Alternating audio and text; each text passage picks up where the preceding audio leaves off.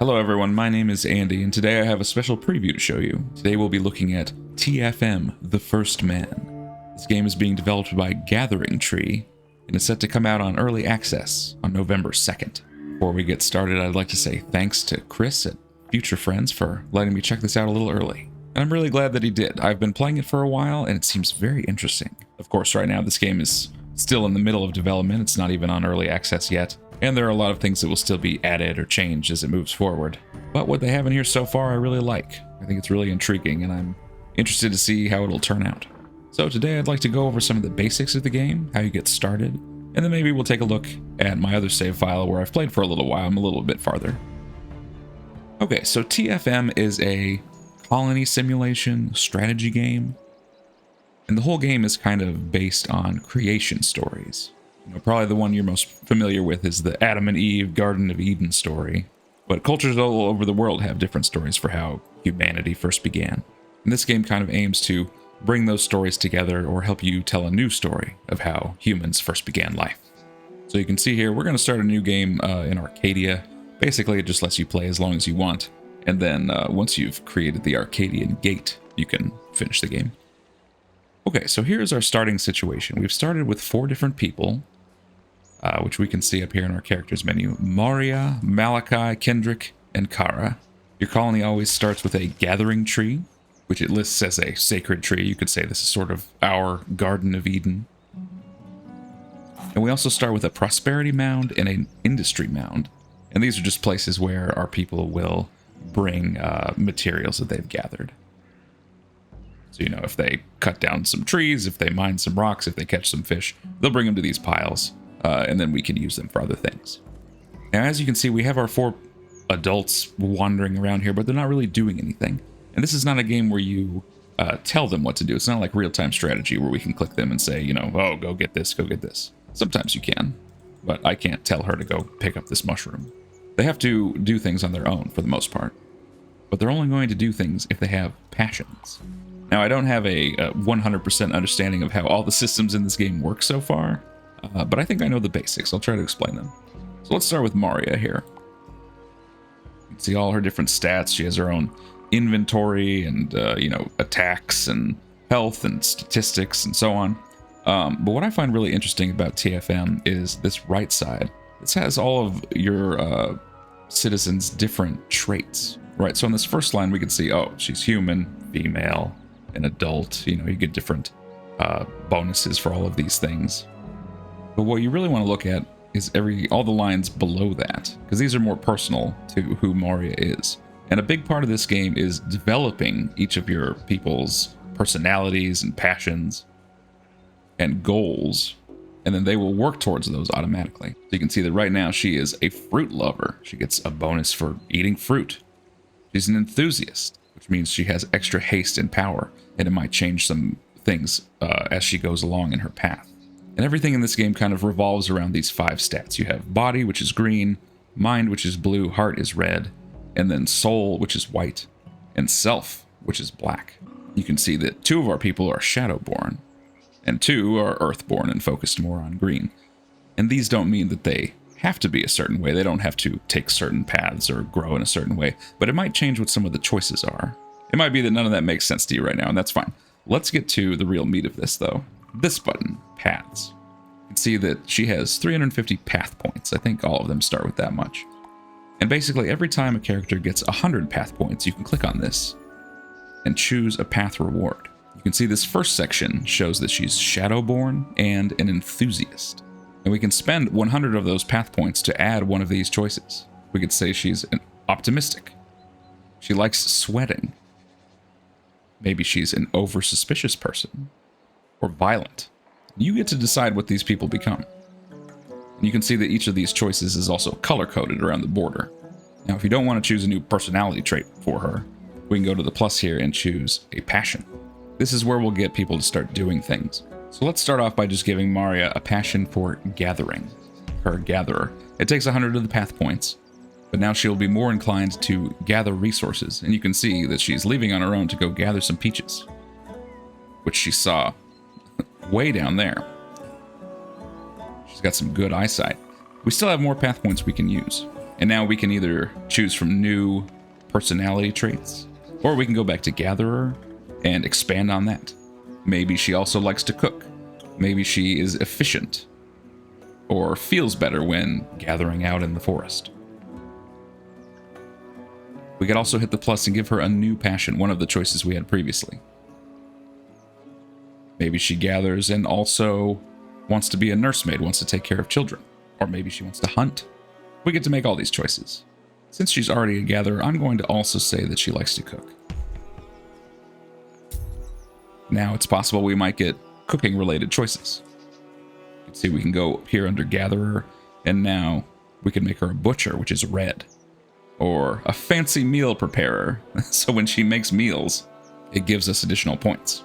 I don't know exactly how many different paths and passions and personality choices they have in this game so far, but it's a lot. So let's make her a fancy meal preparer. You can see she's brought back the peaches that she got.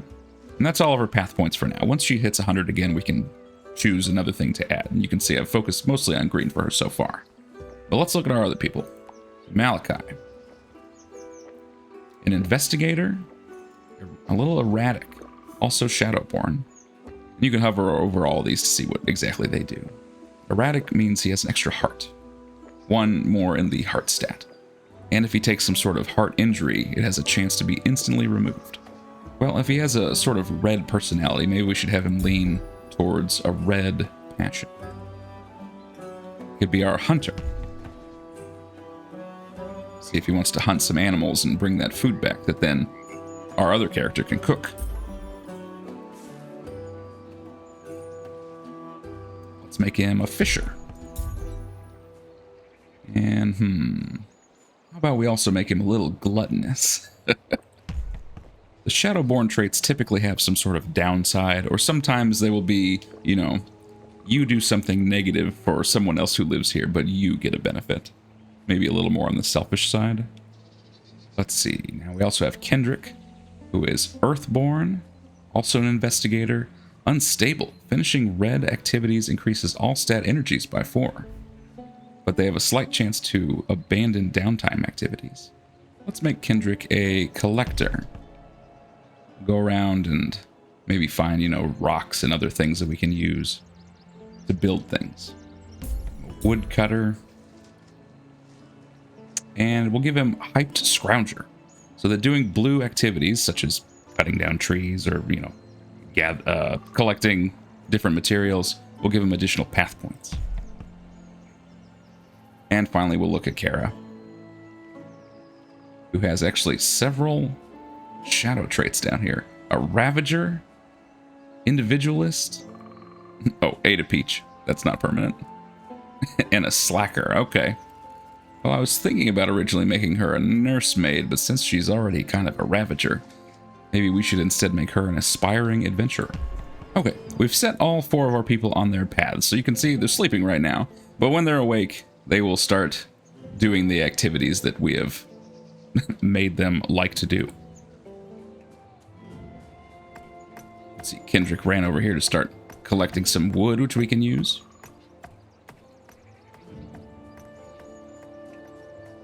Mario was gathering some bananas.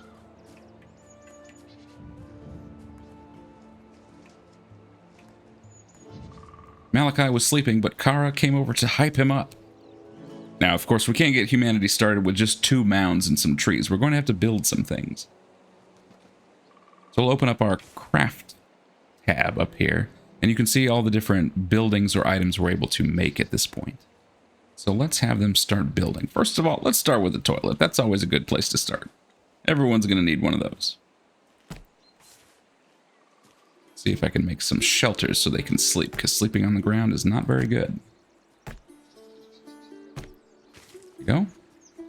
And let's make a cooking station, which we can make since someone is able to cook. Be able to turn raw fish and other things into cooked meals, which they'll enjoy more. And we have a fisher, so we'll make a fisher's tent.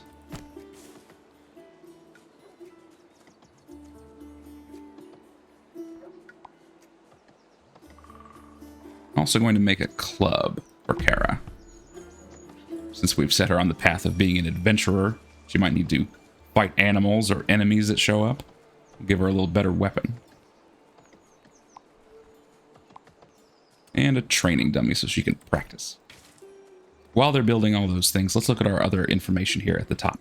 We've already looked at the character list, where you can get a brief overview of everyone you have. We have the crafting panel, where you can tell them to build things. Next is relations. Right now we just have the Arcadians, which is us, and the Council of Exemplars, who I don't think is actually anyone on this map. It just shows our quest, which is to create the Arcadian Gate. Once we do that, we will have won the level. But in maps where you might run into enemy factions or even friendly factions, they would show up here and you can see what your relationship is. The next two tabs are related to our white and black resources, which are unity and amenity. Once you have gained enough unity through doing actions and other things, we need 1100 for the first one, we'll be able to pick a new tradition.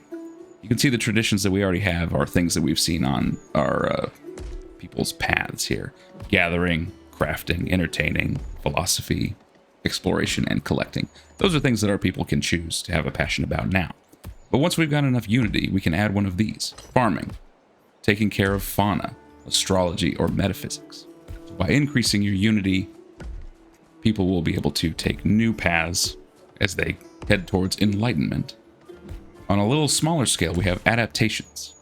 For this, you need to save up enough amenity, 350 in this case, and then you can choose an adaptation, which we can't look at right now. But from what I've seen so far, they're basically like buffs for certain types of characters.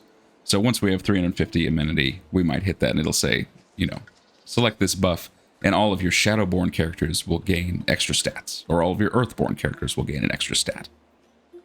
And in that way, you can kind of focus your civilization on certain areas. Now, things are starting to move along a little more. We have a toilet built, cooking station, a couple of lean-tos here for people to sleep in. Malachi's over here fishing. Spear fishing, as is his passion.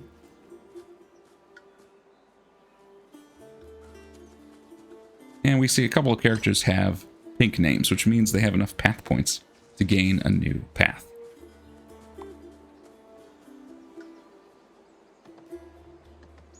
Let's see here. Kara, who is our adventurer. Let's say she's brave.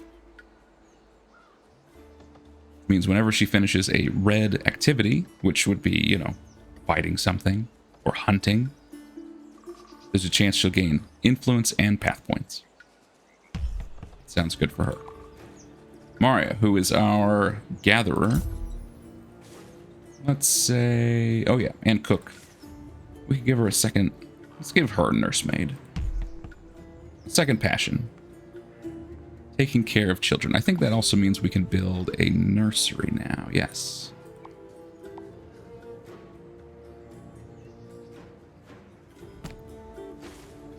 I want to get that started because when I first started playing this game, I thought, oh, you know, I'll make my first 4 people really good, and then we'll start to slowly expand. But I found that, you know, 4 people can only do so much, and there's a lot to do when you're starting a new civilization.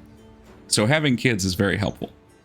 You know, those kids might not be very much help at first, but once they've grown up, then you've got more adults to run around, gather, fight, hunt, build, etc. While we're building the nursery, Hendrik also has unlocked a new path. It's our resident gatherer. We can give him Trunk Heaper, which is a perk for cutting wood. We go over here to the gathering. What do we have? Different perks. We could also tell him to start getting some rocks or clay. Let's do rocks. We might be able to build something out of rocks if he gets some. Right now he's just eating some bread. Now that we have the cooking station, I can go here to crafts and we'll find some recipes. Grilled sweetwater fish. We can bake the bananas that we picked up earlier. We can make mushroom soup. And eating these different kinds of food might give your people, you know, a positive condition, or it might remove their injuries if they've been hurt or if they've had a bad day. They might get like a mind injury, and maybe eating some good food will help them feel better. So let's go ahead and just cook what we have.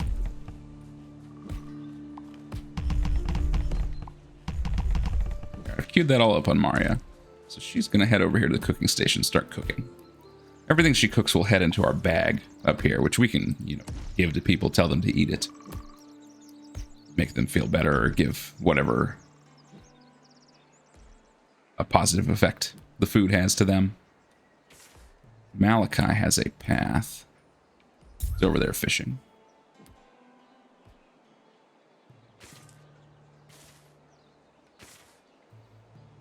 Right, so I don't have any perks related to fishing. I could tell him he can hunt other things, like hunt birds.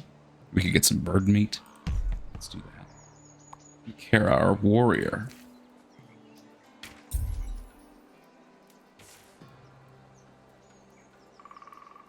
Let's give her the passion archetype of guard. So she will focus on protecting our area. Not so much seeking out fights, but staying around here, making sure that everyone's safe. And that will, of course, lead to other perks and things as we go. Now that the nursery is built, we can make impregnation salves. Once we have one of those, a female can use the salve to get pregnant, and soon after, you'll have a little baby. Now, one cool thing I like about this, that I haven't explored fully yet, but when you actually have a baby, there's a period when they're not really able to do anything. Of course, they're just a baby or a child. But they need to be taken care of by the adults, and that can affect their growth. So if you look, we gave Maria nursemaid, and that can lead to other perks and passions about raising kids, different ways to teach them, things like that. So your adults can use those skills on the children, and that can give them better personality traits, prevent them from being like an angry troublemaker, that sort of thing. And it can change who they are once they become an adult. So that's just a very quick overview of getting started. You can see we've gotten everyone doing different jobs. We can cook. We could have babies. We have a place for people to sleep. Now I'd like to switch over to one of my save files where I've gotten a little farther so you can see where I've ended up. Here we go. So you should see that the land looks very familiar. This is also in Arcadia. So we had the same starting situation, but you can see how much I've done. For one thing, we've had several kids. So I now have 8 characters, although several of them are babies. You can see Randolph and Roberta and Honora are all crying and wanting to be played with. I wanted to look at one of my characters in this game real quick. Dara, you can see that I had her focus on being a philosopher and a nursemaid. So you can see she has lots of white perks, all about taking care of children. She also has a couple of shadow traits. I also made her an entertainer for some reason. So she sometimes comes up on this platform and tells jokes. And I've more recently made her an innkeeper. So if anyone, NPCs were to come by, she would make sure they were taken care of as well. Now, this game's not all about building. There is fighting as well. If you look at Athena here, you can see I focused her on red heart traits, all about hunting, fighting, etc. She's got a lot of heart. She's got a guard post that I set up. A couple different spots to patrol, so she looks out for anything dangerous and takes it out before it gets close to all my babies. Now, as I said before, for the most part, you don't have direct control over any of your people in this game. They all, follow their passions, do whatever they'd like to do, and interact with each other accordingly. But you can actually group some of them together and take them out on the road, so to speak. That's what's down here in the corner. Let's put some people in a party. There, I've got some adults in our party, and we will draft them. And now we can directly control them. Not to do activities, but to walk, away from our camp to go exploring. Now, on this Arcadia map, I'm not sure if there are really any enemies around. We can look around. But you can see that I can now tell them where to go. And, in the tutorial, we ran into some NPCs where you could get a quest and, go fight some enemies in a cave and rescue someone. So the finished game is going to have stuff like that, where you can wander around, find people to help, people to meet, probably some bad guys to defeat and take their loot back to your camp. I even saw in the trailer there's going to be some big bosses you'll have to fight, which is why, you can equip your different characters with weapons and armor and trinkets that you find. Here's a little cave. What's in here? A bunch of iron. And gold? Nice. So yeah, if we have a collector setup down here, we could get all this ore and probably make some better weapons and armor. Now And the combat so far is pretty similar to what you would see in something like Baldur's Gate, where you find an enemy and like so, tell them to attack it, and they'll just run up to it and beat on it till it's dead. Get that bug carcass. We can eat that later.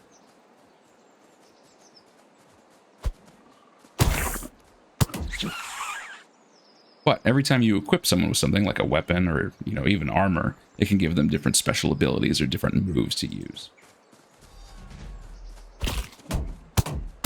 Kill this bull.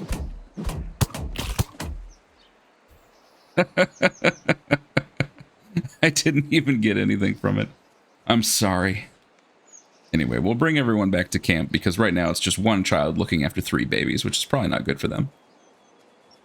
Bring them back here and disband, and then they'll all go back to following their passions. So, my friends, thank you so much for watching. That was just a very quick look at The First Man and how it's coming along. Like I said, it's coming out in early access on November 2nd. So if you'd like to check it out for yourself, maybe experiment a little bit, I'm sure you can do better than me.